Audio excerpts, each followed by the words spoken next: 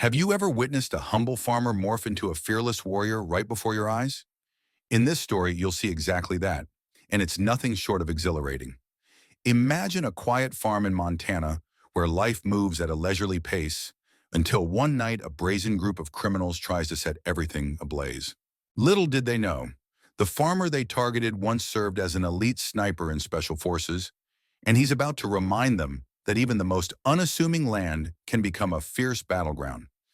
If you're curious how one man and his community turned the tables on a powerful cartel, stick around.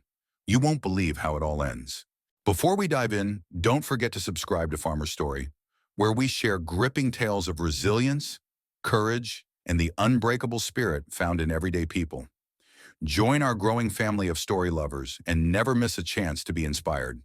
Stick with us. This is only the beginning. High in the rugged foothills of western Montana, a solitary figure named Ray Maxwell walked the perimeter of his 20-acre farm.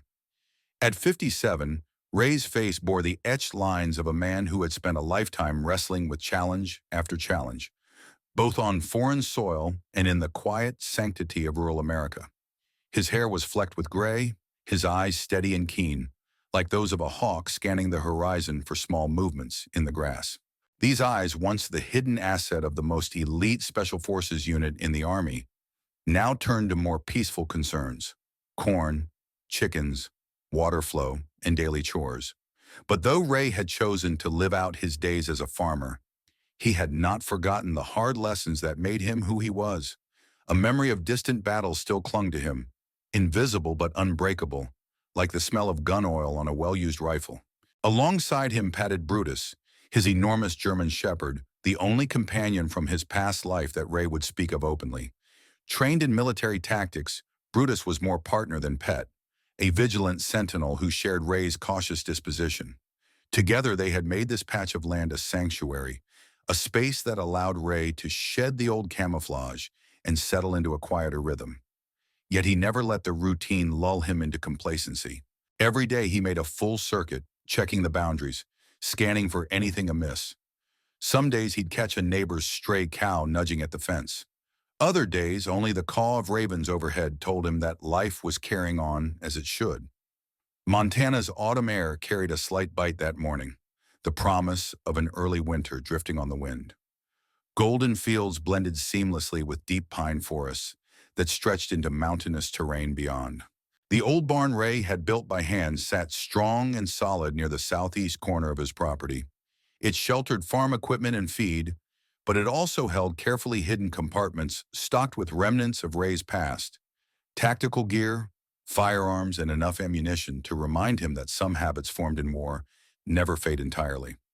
Despite Ray's guarded ways, the locals viewed him as a kind of folk hero, or at least a friendly face at the weekend market selling organic produce that often outperformed that of many bigger operations around the county. Neighboring families would occasionally comment on how Ray's tomatoes always seemed a little bigger, his corn a bit sweeter.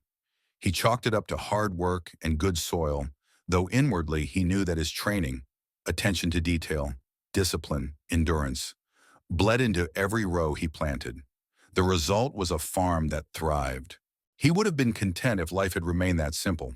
But over the past few weeks, Ray had observed a pattern that reminded him too much of the old days. On more than one occasion, a dark SUV with tinted windows crawled down the gravel road alongside his property, pausing ever so slightly as if to stake out the land. The men inside never ventured out or exchanged words with him. They simply took in the surroundings and then rolled on. Rumors from the local feed store indicated an expanding threat. A cartel known as Las Manadas had begun purchasing or coercing ownership of remote properties throughout the region to build an illicit network. It wasn't long before Sheriff Christina Vega rang him up, a concerned note in her voice. She'd heard about suspicious incidents at a few nearby ranches: barns mysteriously torched, livestock stolen, farmers intimidated into selling for a fraction of their land's worth. It was classic strong-arm tactics, but more brutal. Ray responded calmly, acknowledging that he'd keep an eye out. He didn't want trouble, but he knew exactly how to handle it if trouble sought him. That evening, while Ray was finishing the final livestock checks, Brutus startled and ran toward the western edge of the property. The dog's sudden posture, ears forward, lips curled, was warning enough. Ray crouched behind a stack of hay bales, scanning the tree line through the dim evening light. At first he heard nothing but the usual nocturnal chorus of crickets and a distant owl. Then he caught the faint crunch of twigs and the rustle of boots on pine needles. Someone was out there creeping in, wearing the darkness like a shroud. His mind flashed back to a different place, a high-altitude plateau in Afghanistan where every slight shift of gravel could signal an imminent ambush. The memory was so visceral that he could almost smell the desert wind. Except this time, the setting was a Montana farm, and the infiltration was happening right in his backyard. Ray reached for the sidearm he always carried, an old, well-maintained pistol that had traveled with him through countless operations. Brutus's ears twitched. The dog's presence alone was a formidable deterrent, but Ray knew better than to rely on mere intimidation. Patience, he reminded himself, was the key. Let them reveal themselves. After several tense minutes, he glimpsed silhouettes moving around the perimeter. Their shape and posture suggested 3, maybe 4 individuals. They were quiet, methodical, professional. No stray flashlight beams, no clumsy movement. Whoever they were, they knew how to keep a low profile. The group reached the fence line near the barn but made no immediate move. Ray considered his options. Confront them, open fire, or wait. He decided on the third option. A phone buzz from inside his jacket suddenly broke the hush. Although muffled, it was enough for one of the silhouettes to pivot sharply in his direction. Ray held his breath, cursing the timing. The call was from his old friend Victor Robles, a private security consultant who had served with Ray back in the day. Ray had tipped him off about potential trouble weeks ago, but if he answered now, the noise would give away his position. He silenced the phone and slid it back into his pocket. Unable to remain hidden without giving up an advantageous vantage, Ray inched back into the shadows. Brutus stayed put, nose to the air. Moments later, Ray saw a brief flicker, like someone flipping open a lighter, followed by a slow whoosh of flame.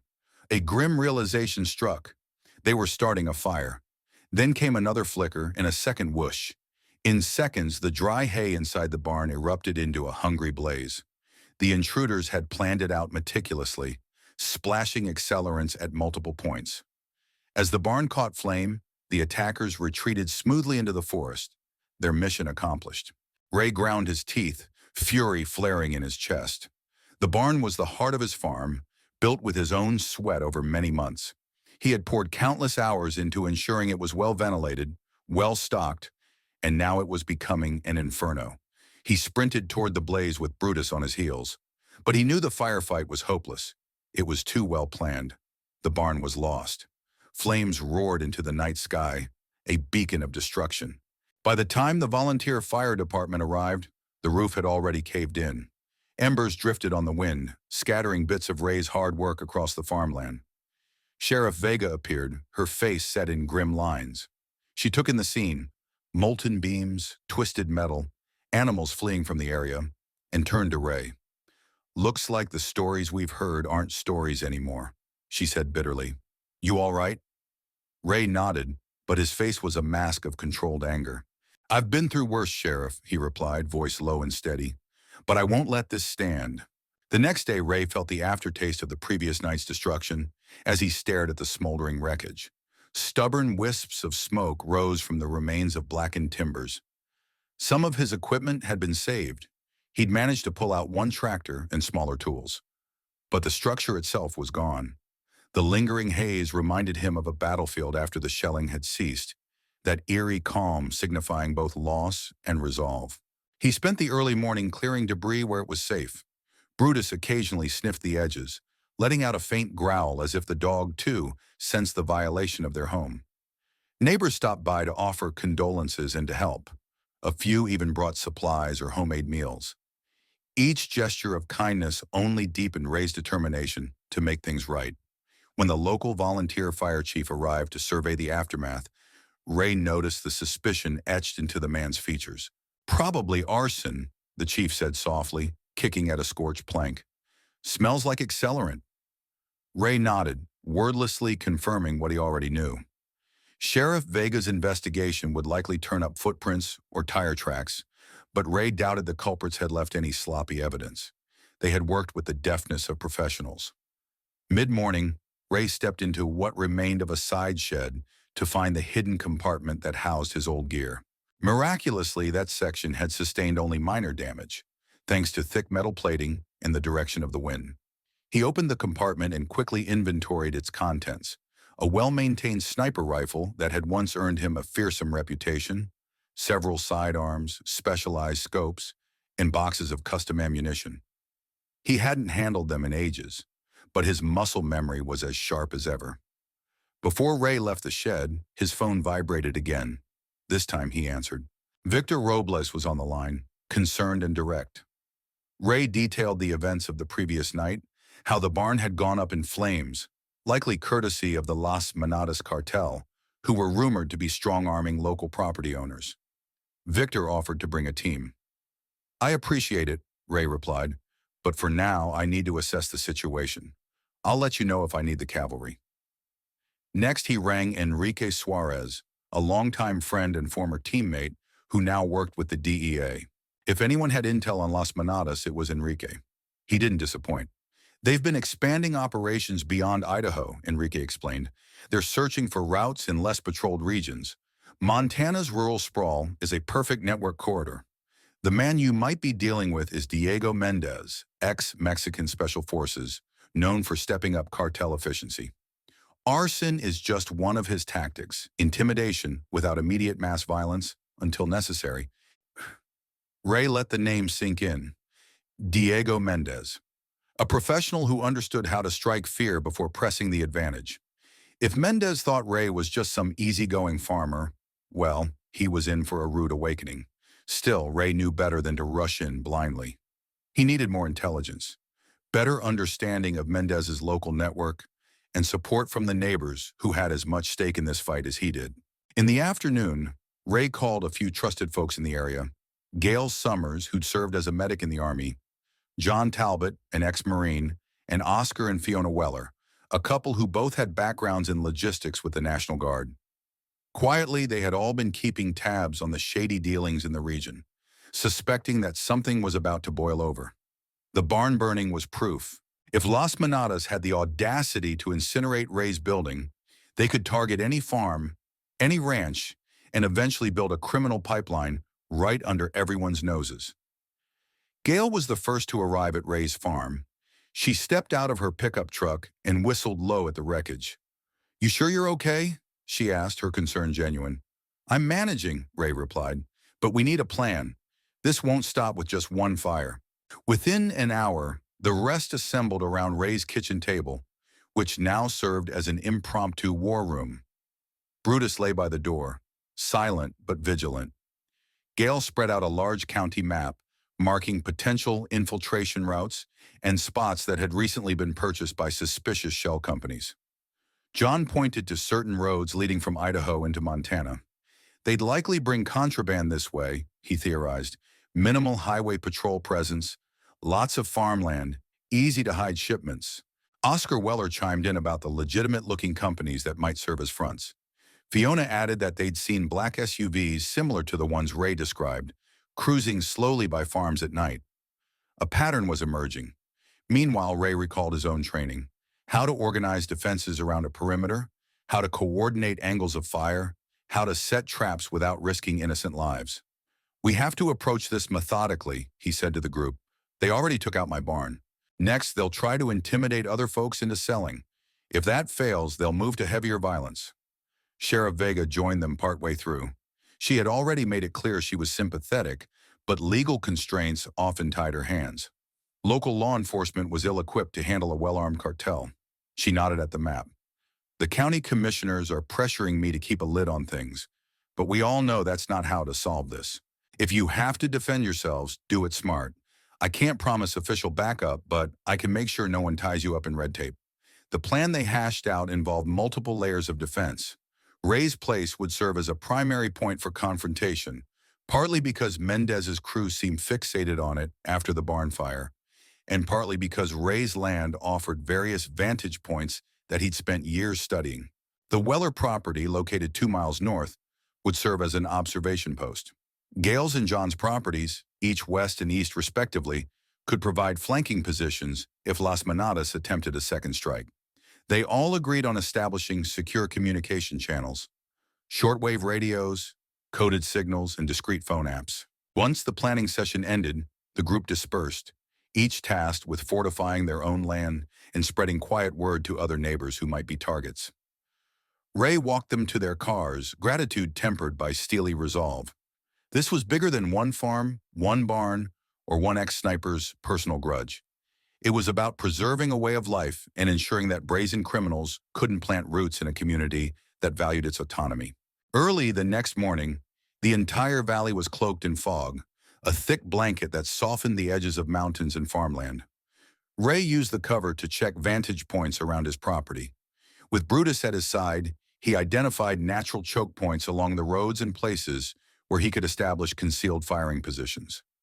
Yes, it felt surreal to plan such maneuvers on American soil, but he'd done this before in countless operations overseas. This time, the battlefield was the quiet farmland he'd sworn to protect.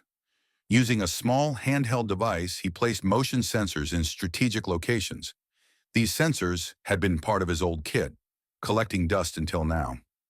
Modified to run on solar power with battery backup, they would alert Ray and his allies of any unusual approach.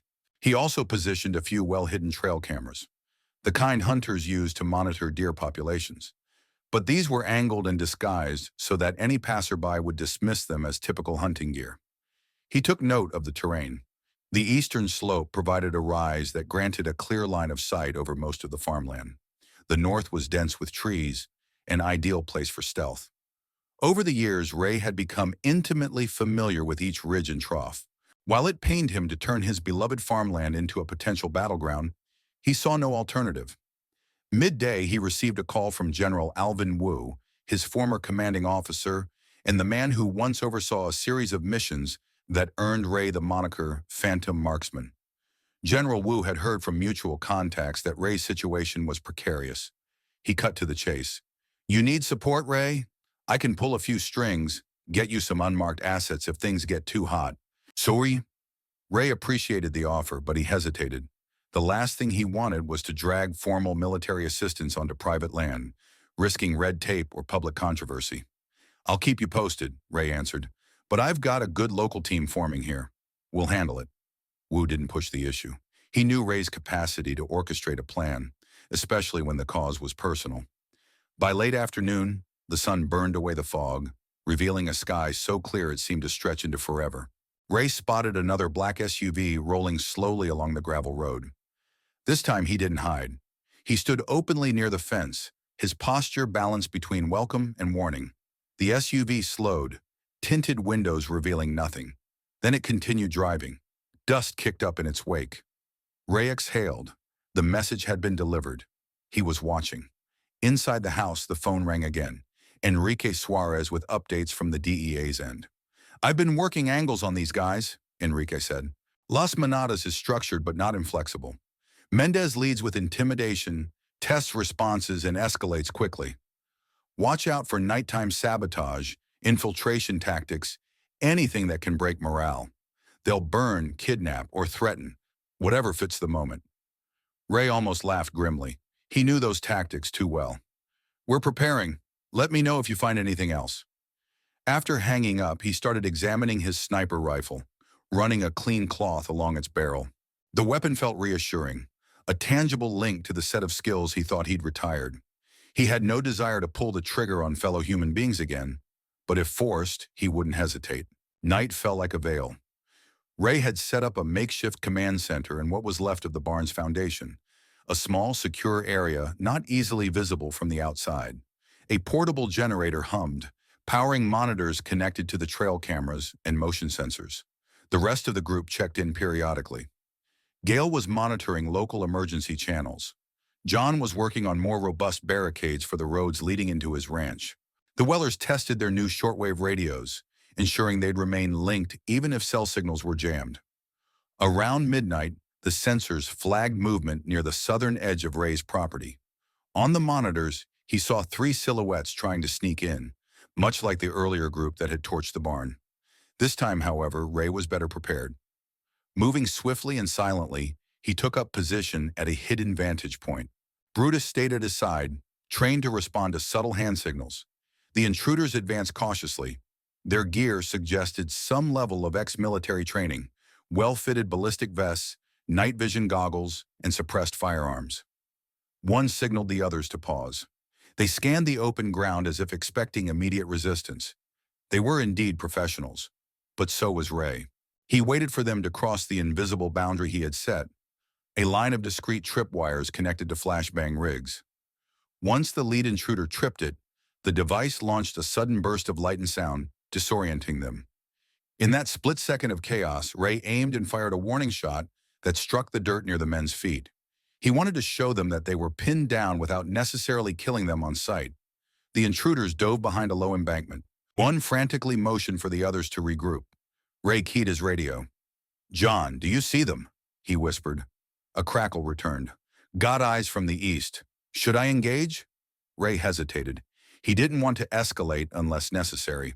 "Hold, let's see if they retreat." But the intruders regrouped and fired a few rounds blindly in Ray's general direction, muzzle flashes sparking in the darkness. Bullets whizzed past, tearing into wooden posts. Ray took a measured breath, exhaled, and sent a single shot through the night. It punched into the bank just centimeters from one attacker's torso. The man jolted back, and Ray could almost sense the fear crossing their minds. "We're dealing with a sniper." After a tense few seconds, the group began a hasty withdrawal, covering each other as they fled back over the fence. Ray didn't pursue. Let them go and report back, he thought. Let them tell their boss that this farmland wasn't an easy conquest. By the time dawn began to lighten the horizon, Ray had checked the perimeter for damage. Only a few bullet holes in fence posts. No casualties on either side. He realized this was just the opening skirmish. Diego Mendez and his crew wouldn't simply walk away. They'd recalibrate, come back in force, or try a subtler approach. But Ray had sent a message. The quiet homesteader they'd expected had teeth, and he wasn't afraid to use them. News of the nighttime skirmish spread quickly among the farms that had allied themselves in recent days. Word of mouth and discreet phone calls kept the community connected without drawing public attention from those who might compromise their efforts or label them vigilantes. In each conversation, the gist was the same. The cartel had tested Ray Maxwell's defenses and found them too formidable for a casual takeover. But it also meant bigger moves were imminent. Over the next couple of days, Ray fortified his property further. He used simple yet effective tools, reinforced gates, additional lighting that could be turned on at a moment's notice, and carefully placed caltrops that would shred the tires of any unauthorized vehicle crossing his fields. Others in the network followed suit, some setting up decoy structures that appeared vulnerable while real valuables were stashed elsewhere. A sense of collective determination took root, knitting them closer together. On the law enforcement side, Sheriff Vega did what she could within the confines of her job. She filed reports, noted suspicious activity, and quietly warned families who might be at risk. The local government officials, however, seemed to prefer keeping their heads in the sand, not wanting to ignite panic or a political headache. The result was a tacit acceptance that the farmers would handle their security, at least for the time being. During a routine check of the south pasture, Ray heard the low hum of an engine. Pulling out his binoculars, he spotted a gleaming white SUV approaching along the gravel road. It parked near the house, the engine idling. The driver stepped out, Diego Mendez himself, wearing an impeccably tailored suit that clashed sharply with the rural backdrop. He was flanked by two men in tactical clothing, their eyes scanning the yard like hawks. Ray approached cautiously, stopping a few yards from Mendez. Brutus remained at Ray's side, silent but ready. Mendez's posture radiated confidence. "Senor Maxwell," he greeted in lightly accented English, "I regret the unfortunate incidents around here, but maybe we can talk." His voice was smooth, cultured. Ray kept his expression neutral. "I'm not one for small talk. State your business." "Great." One of Mendez's men scoffed, resting a hand near his concealed weapon. Mendez held up a dismissive hand. "We can settle this with minimal fuss," he said calmly. "A farm like this, what is it really worth? My associates and I can offer a generous price, far above market value, in fact." He extended an envelope, presumably stuffed with cash or a signed bank draft. Ray didn't even glance at it. Not selling, he said. His tone was as unyielding as the rocky soil under his boots. Take your envelope and your threats elsewhere. Mendez's composure didn't crack, but his voice grew colder. Suit yourself, but understand this. You're making a choice that could cost you everything. I'd prefer an amicable deal. Destruction is such a waste. Ray's eyes narrowed. You've already destroyed one barn. If you think I'll roll over now, you misunderstand me. For a moment, the tension grew thick enough to cut with a knife. Then Mendez gave a curt nod. Until next time, Senor Maxwell. He flicked his gaze to Brutus. And do keep that dog under control. With that, he turned and climbed back into the SUV, which rumbled away in a swirl of dust. Shortly after Mendez's departure, Ray convened a strategy meeting with the neighbors who formed the backbone of their ad hoc defense alliance. They gathered in the Weller family's spacious barn, the one that served as a vantage point for the northern road.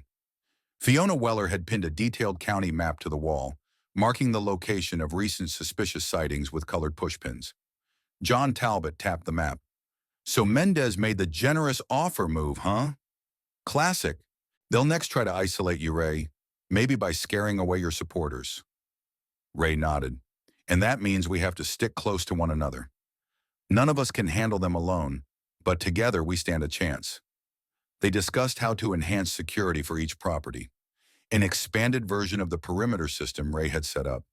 The plan was to create overlapping fields of surveillance and, if necessary, lines of fire. They also considered non-lethal measures, such as flashbang traps and sonic alarms, to disorient intruders. The last thing they wanted was a bloodbath, but they would not shy away from defending their land. Sheriff Vega joined them, quietly stepping in while John was explaining a new drone system he'd acquired. The drone carried a camera that could transmit live video feed up to several miles. It wasn't advanced military hardware, but it was enough to keep watch over large swaths of land without risking a person's safety. Vega offered a faint smile. I'm supposed to be telling you all to stand down and let the authorities handle this. But we both know the legal system moves too slowly to stop Mendez's aggression. Just be careful. Ray assured her that their aim was deterrence, not vigilantism. If the cartel escalated to lethal force, the group would respond accordingly, but only to protect themselves and their neighbors. Vega seemed to accept that, then returned to the station to file another round of official notices about unidentified trespassers. As the meeting wrapped up, they agreed on a system of coded text messages to quickly signal if an attack was in progress.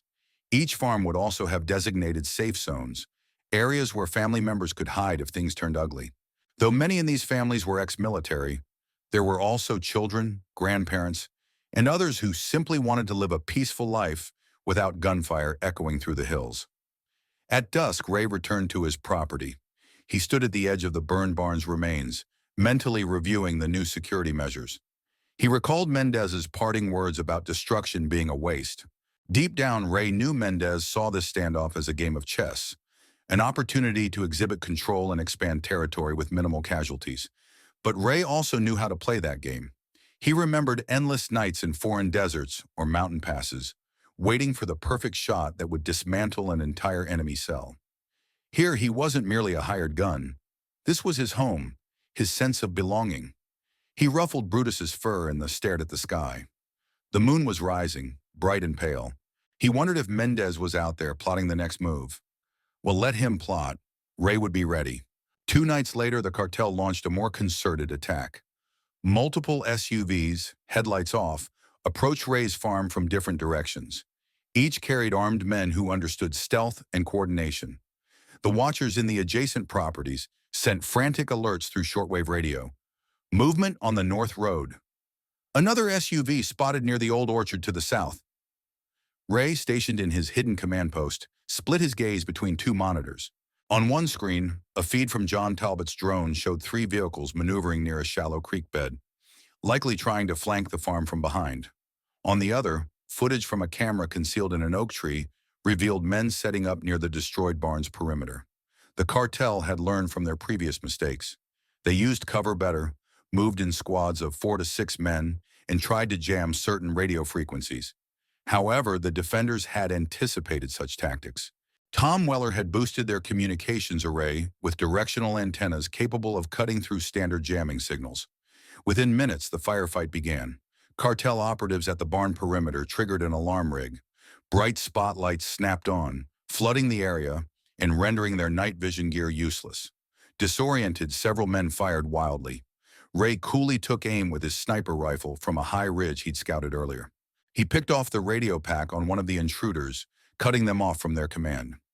Another shot punctured a SUV's radiator, forcing the men inside to scramble for cover.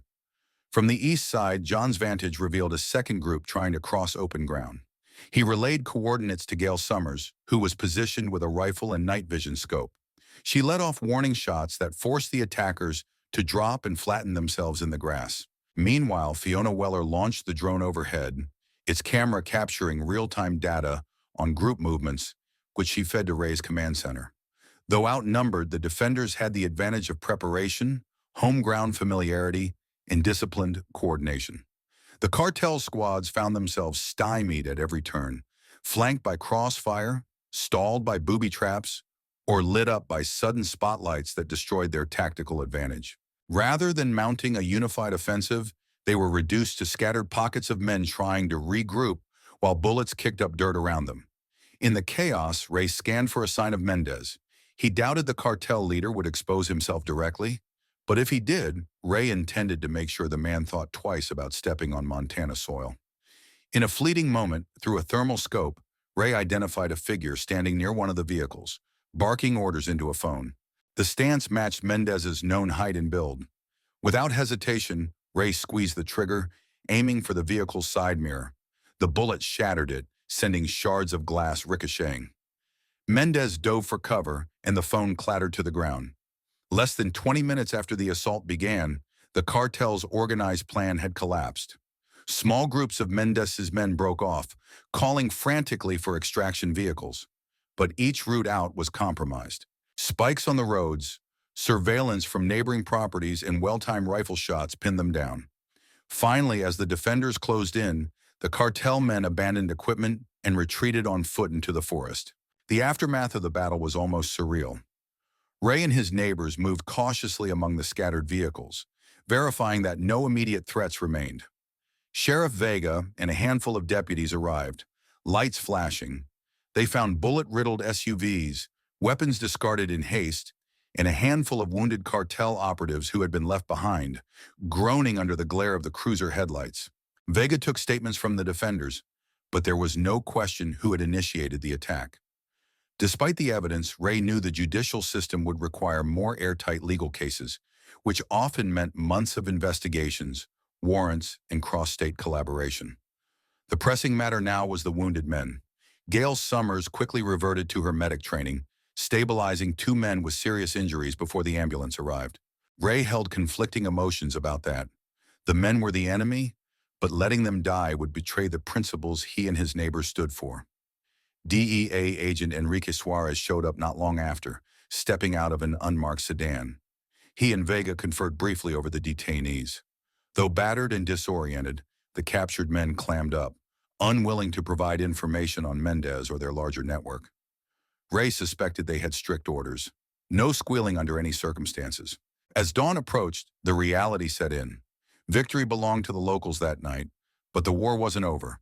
Now the cartel would likely escalate. Mendez wouldn't accept humiliation without a lethal response.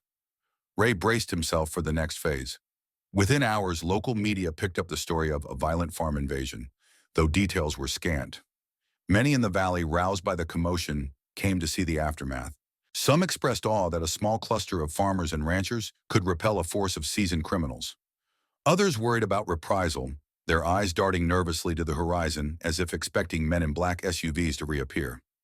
Ray convened a brief meeting with the core group, John, Gail, the Wellers, and a few other trusted neighbors. "We won't chase them down," Ray said firmly. "We protect our land, our people. If they come again, we repeat the strategy. Stay defensive, keep communication lines open, and hold strong." But inside, Ray felt a growing urgency. The cartel had shown they were willing to engage in open combat. What if they started targeting families, or unleashed sabotage that didn't rely on direct confrontation, poisoning water supplies or setting more fires? They needed to anticipate every trick. He pulled Enrique aside. You said Mendez was a professional with ex-military training. He'll regroup, maybe bring in heavier weapons, or try infiltration again. Any suggestions? Enrique pursed his lips.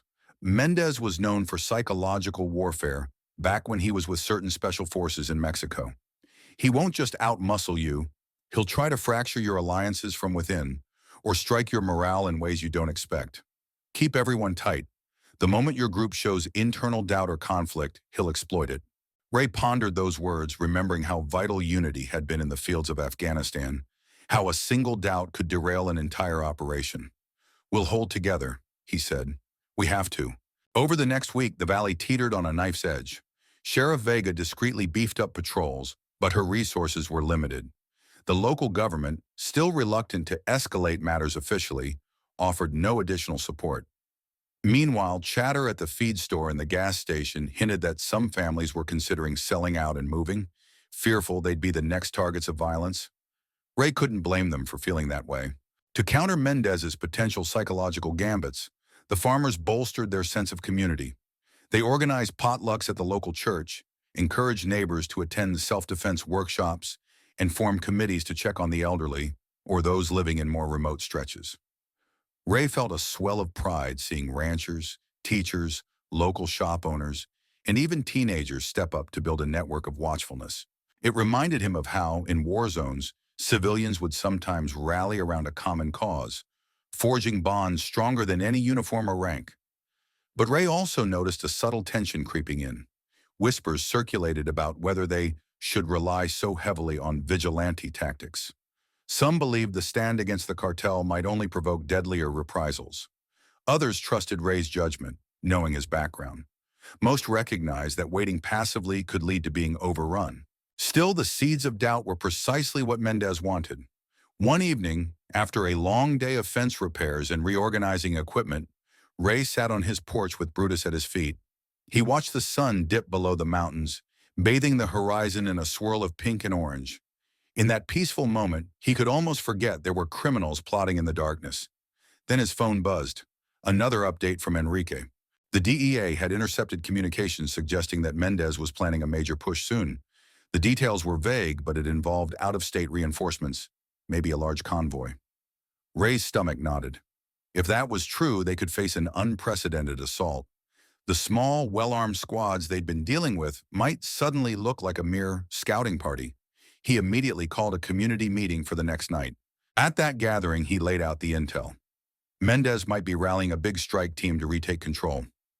Gail's face went pale. How are we supposed to handle larger numbers? John rubbed his jaw. We fortify further. Better coordinated watch rotations. More fallback positions. Tom Weller mentioned possibly contacting national militias, but Ray shut that down, not wanting unauthorized militants swarming the valley and turning it into a war zone. Instead, they decided to refine their current approach. Advanced warning systems, layered defenses, and a concerted evacuation plan for non-combatants. Our advantage is we know the land, Ray reminded them. We can channel them, divide them, and pick them off if needed, but hopefully they'll see it's too costly to push further. All agreed to brace themselves. Some boarded up windows, stashed valuables, or moved livestock to safer locations. The overall mood was a strange blend of determination and dread, like farmers anticipating a raging storm on the horizon, except the storm carried guns, bulletproof vests, and an iron will to dominate the territory. The warnings turned real on a clear, star-filled night when watchers along the main routes spotted an incoming convoy. At least 6 SUVs, possibly more in the distance, rolling in tight formation with their headlights dark. The watchers relayed a coded message, Black Moon, across shortwave radios and encrypted phones. That was the signal for every prepared household to lock down and ready for conflict. Ray was back in his command post, armed with a new set of monitors that displayed live drone feeds and sensor data from across the valley. The tension was palpable. Children were huddled in basements, older folks sheltered at the local church, and the physically able stood at their property lines, firearms in hand, hearts pounding. Within minutes, the convoy split into 2 groups. The first moved along the northern approach near the Weller property. The second angled south, closer to Gale's homestead. This was an organized pincer movement aiming to corner Ray's farm from two sides, but the defenders had predicted such a maneuver and adapted accordingly. Fiona Weller launched the drone high enough to avoid detection, while Tom relayed the coordinates of the northern convoy. John Talbot was stationed on a hill to provide sniper cover. His first shot disabled the lead SUV's engine, stopping it dead in its tracks. Under fire, the men inside scrambled out, returning suppressive fire. Soon, muzzle flashes lit the darkness like distant fireflies. On the southern flank, Gale had set up tripwire alarms and floodlights hidden among hay bales. The moment the second convoy tried to advance, the area lit up as bright as day, throwing them into disarray. Then well-coordinated rifle shots from Ray's allies forced them to scatter for cover. Ray himself was in a concealed spot overlooking a broad stretch of field. Through the scope of his sniper rifle, he could see the orchestrations of Mendez's men, each taking up positions behind trees, rocks, or vehicles. One by one, Ray targeted their vehicles' critical components: tires, engines, radiators, anything to strand them. The attackers couldn't mount a mobile assault if their rides were rendered useless. After disabling a third SUV, Ray switched to thermal imaging, searching for Mendez. Through the ghostly whites and grays, he detected a figure wearing a distinctive ballistic vest with a patch on the back. Likely the commander. He leveled his sights, but the figure ducked behind a cinder block shed before Ray could get a clean shot. Chaos soon blanketed the valley. The defenders, fewer in number, used the terrain and their well-rehearsed strategy to compensate. The cartel fighters, numbering over 24, were more heavily armed, but increasingly bogged down by confusion and hindered by jamming of their comm signals. Meanwhile, the local defenders maintained their own secure lines with short-range radios that cut through interference. An unexpected flash erupted to Ray's right, a rocket-propelled grenade, launched at one of John's vantage points. The explosion tore through a wooden watchtower, collapsing it. Ray's heart lurched. He prayed John had escaped in time. Moments later, John's voice crackled over the radio, breathless but alive. "I'm okay. Moved just before they hit. But they're packing serious hardware." The sudden introduction of heavier firepower shifted the balance. Mendez's men spread out, using the rocket launcher to target defensive positions. Another explosion echoed through the night, shaking the ground beneath Ray's boots. Gale frantically radioed that she was pinned down near her barn, the walls rattling from near misses. That's when the rest of Ray's strategic brilliance came into play. He had stored a handful of specialized drones, courtesy of a friend in a security firm, to deliver distraction payloads. Nothing lethal, just flashbang grenades that could be dropped from above to sow chaos. Tom Weller unleashed them now. As each drone swooped over the cartel's positions, bright flashes and thunderous bangs sent men diving, ears ringing and vision blurred. Freed from the immediate rocket threat, Ray returned his focus to the sniper rifle. The confusion created by the drones gave him clearer opportunities. He neutralized the man carrying the rocket launcher, aiming for the shoulder to force him to drop the weapon. Then another shot severed the line of the second launcher, rendering it useless. In the midst of the battlefield cacophony, the sheriff's department arrived. Vega had managed to coordinate with a nearby county, bringing in additional deputies and unmarked vehicles. They set up roadblocks to trap the convoy. Some of the cartel men tried to break through with stolen pickup trucks, but spikes laid out by the defenders shredded their tires. Police vehicles pinned them in, lights flashing in eerie red and blue strobe across the rural darkness. Seeing their routes of escape closing, many cartel operatives attempted to scatter into the woods. But local volunteers, each stationed at key junctions, blocked the way. Spotlights glared, rifles aimed. Over loudspeakers, the sheriff demanded they surrender. Simultaneously, Mendez tried to rally his troops. He barked orders in Spanish, calling for a final push. Through his scope, Ray watched Mendez pace beside a half-disabled SUV, phone in hand, probably yelling for more backup. Another flashbang drone soared overhead, dropping its payload. Mendez ducked, covering his head. Ray seized the moment and fired. The bullet pierced the SUV's door, inches from Mendez's leg. It was another warning, a sign that continuing would only cost him dearly. At last, the cartel squads realized they were outmaneuvered. One by one, they began surrendering, laying down arms when confronted by the combined presence of armed locals and the sheriff's deputies.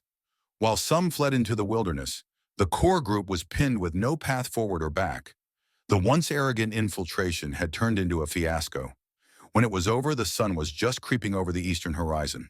Smoke drifted from a few smoldering vehicles, the air thick with the acrid stench of cordite. Casualties, surprisingly, were minimal, mostly injuries on the cartel side, with a handful of defenders nursing wounds from debris and stray bullets. Ray and the others moved wearily among the arrested or wounded cartel fighters, ensuring no further threat lingered. Brutus padded through the debris, occasionally sniffing at an abandoned rifle. In the muted light of dawn, Sheriff Vega walked up to Ray. "We've got enough evidence here to put away a chunk of Las Manadas, at least the cell operating in these parts," she said with cautious optimism.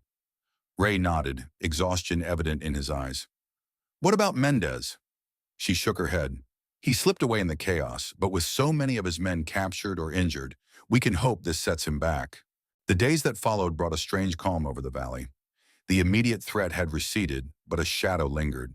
Mendez was still out there, free to regroup in some hidden base or slip across state lines. While Sheriff Vega's office worked with the DEA to process the captured operatives and their gear, the community began the slow, painful process of recovery. Some roads were damaged by grenades. Several buildings, including an old storage shed on Gale's property, were half ruined. Fences lay in twisted heaps where vehicles had tried to plow through. Ray Maxwell and the core group led cleanup efforts, sharing resources, time, and expertise. Volunteers arrived from neighboring counties, offering machinery to clear debris and help rebuild. Even with the fear still looming, the display of solidarity reminded everyone why it was worth fighting for this land. During a break from hauling burned timbers, John Talbot turned to Ray. "I think we made a real statement here, but if Mendez decides to come back with an even bigger force, we'd be hard-pressed to repeat the same defense. We caught them off guard this time." Ray wiped sweat from his brow. "True, but consider this. They expected easy pickings, a bunch of farmers. Now they know better. Attacking again will cost them more than they stand to gain. Cartels are about profit, not suicidal stands. My guess is they'll shift tactics or focus somewhere else." Gale joined them, listening in. Enrique Suarez said the intelligence from the captured men is already leading to bigger busts. So maybe that forces Mendez to lay low, regroup, or even flee the country for a while. That evening, the group had a more formal debrief at the church hall. Everyone who participated in the defense, plus a few new faces, gathered to discuss the operation. Fiona Weller presented a digital slideshow of drone footage, highlighting both successes and near failures. They identified areas needing improvement, such as better coordination with the sheriff's department from the onset. They also recognized that a few lucky breaks had gone their way. Had the cartel used heavier armaments from the start or attacked a different flank, the outcome might have been less favorable. Sheriff Vega stood up at the end. "Officially, this was a daring effort to repel an organized criminal force. Unofficially, I'm grateful. You all kept the community from falling into chaos.